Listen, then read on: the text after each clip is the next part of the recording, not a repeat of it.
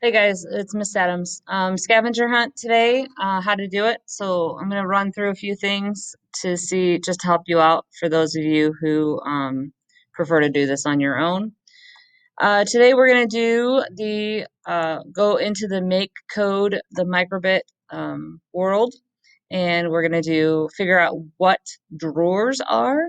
We're going to do some flow charting, and then we're going to do some LED grid practice, and then we're going to actually do some coding. So hopefully this video will show both the screens. First thing you need to do is click on this link for the make code. What that will do is it will take you to this screen. Okay, this is your make code screen. You're going to go to new project and just start practice, or you can call it 1.3. It's really up to you, and create a new project. And in here, you're going to see these are your coding blocks, and you have the drawers right here, and then this is your microbit. Okay, so these are the drawers. This is a search engine. So if you look at your um, page, is asking you in which drawer do you find a block that would allow you to add or subtract. So think about what that is asking you and say, okay, these are the drawers. Which one talks about adding and subtracting? Well, that would be a math drawer. That's a add or subtract is something you do in math. So then you're going to go to your worksheet and you're going to type in math. All right, the next one is in which drawer are you able to change a tone? So think about what is a tone. Tone is something you do when you sing, so that's music. So then here you're going to play a tone. So you can change the tone from C to G. Okay, so then that's going to be in your music drawer. Okay, the next one's a little tricky. In which drawer can you find or rename an item? So I'm going to try the search. I'm going to search for the word item. And it shows up this little red button here. This shows up. Well, that's where I can rename something. So that's going to be a variable. Okay, I can rename an item, which is a variable. So then the next one is variable. So what I did just then is I gave you a clue. So if you look at the rename an item, and you can see that that is red. So if you look over here, you can see that the variables drawer is also red. So all of these are color coded. So the forever loop, that is a basic. So the play tone, that would be kind of sort of red, so that's going to be there. Oh, I need to get that out of the forever loop, otherwise you're going to hear that a lot. Okay, so what you're going to do is you're going to go in and you're going to look through. If you can't find it right away, use that search bar. Okay, find the keyword in there. So repeat, wireless, A button or B button. Okay, so look at there, and there are repeats in there. Okay, so go ahead and do that. And then the next part is what would make an LED pattern blink on and off? So you're going to create a flowchart of what you want the program to do. So if I am, and you're going to double click on this, it's a Google drawing, so you can go in and open it up and add your chart. So if I were to go to the make code and I want to make something blink on and off, one way to do it is I can do show LEDs, and I can do show icon, and I can do show LEDs. So I can either do the start or, so see how I'm moving those and they're clicking in there. So when they are grayed out like this, they don't work for anything.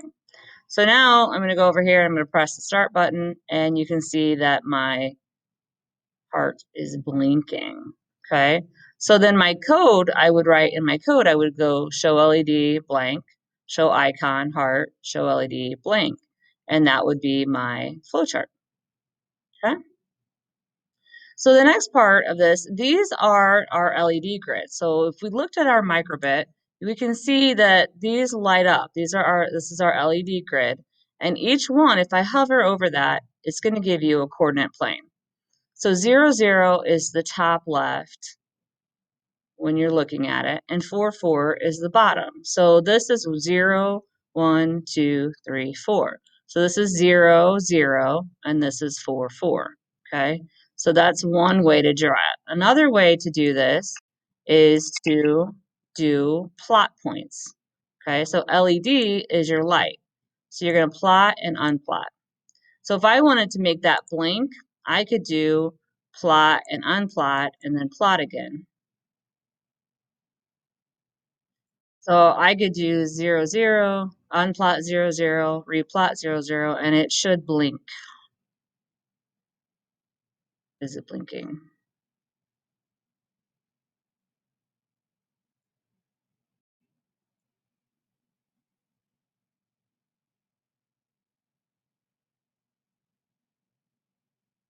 Oh, it's not going to blink because I don't have a pause in there. So my pause, if you did, you should see pause, and I need another pause. Okay, now it should blink. There it goes. Okay, so the pause is going to help you cause it to blink. So another one you would do for your flowchart, you could use the pause button. Okay, so in the, so I'm going to get rid of those. So in your next part, you're going to go ahead and show LED grid practice. And what I'm asking you to do is put an X where that coordinate plane should be. 0, 4 is going to be X, 0, Y, 4. So then that'll be here. All right, 4, 4 is X, 0, Y, 4. That'll be over here. X, 4, Y, 4. Okay, so you're just putting the X, or you can color in the square, whatever works for you. Now, when you do that, you're going to help yourself out if you do this ahead of time. So I'm going to go ahead and I'm going to plot those 2 points that I just talked about. So 0, 4, or 0, 0, and then 4, 4, 4.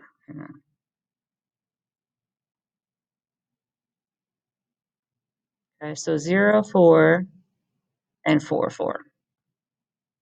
Okay, so those are going to give me 2 lights on each end. So then I'm going to go to the next one, 3, 3, and so then I'm going to go, I can go here and duplicate, and then I want 3, 3.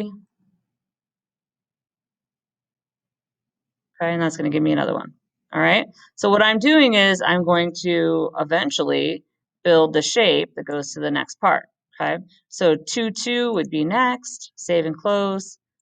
And if you scroll down,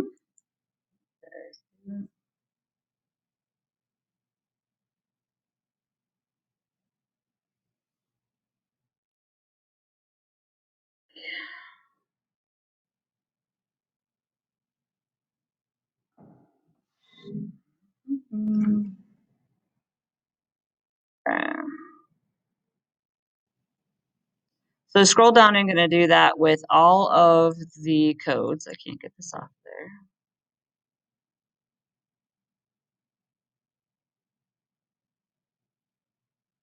All right.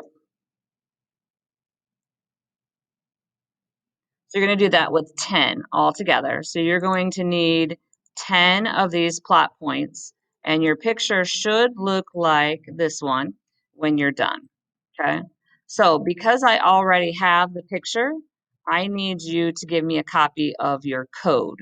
So what I'm going to ask you to do is once you have 10 of these in there and your picture looks like that, I want you to take a screenshot and put it right here. Okay.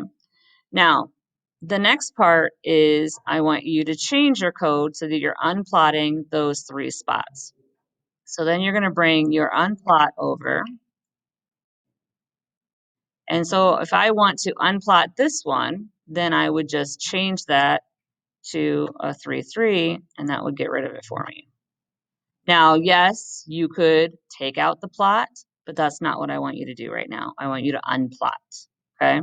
That way, if you added a pause in there, then it would change it a little bit. okay? It would make it blink if you wanted to do that. Okay, so then once you have those 4 plot points unplotted, then you're going to take a screenshot of that and add it here. The next couple of questions then are your conclusion questions. So why is it necessary? Why am I having you go into Microbit and play around with it first before we start coding for real on Thursday or Friday? And the answer is simple. Like, why do you go to a school, the high school, before as an 8th grader before you go there for real? So you can get the lay of the land, right? Why do you go somewhere ahead of time so that you can figure out where everything is? All right. Same thing with this coding environment. You go there first to get comfortable and get familiar. And then computer scientists use flow charts before they code. It's plans, man. It's a plan. That's all it is.